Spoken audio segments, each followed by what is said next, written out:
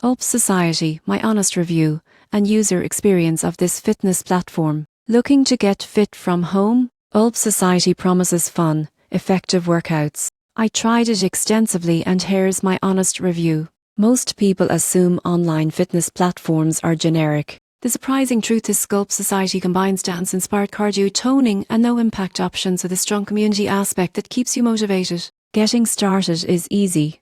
After creating an account, you can choose from workout plans ranging from beginner to advanced. Videos are accessible on demand, with clear instructions and multiple camera angles. I love the variety from full-body sculpt sessions to targeted abs, glutes and arms. One standout feature is community support. Members can join live workouts, participate in challenges, and engage with instructors via social media groups. This accountability makes it easier to stay consistent. Nutrition guidance is included, offering simple meal plans and tips that complement the workouts.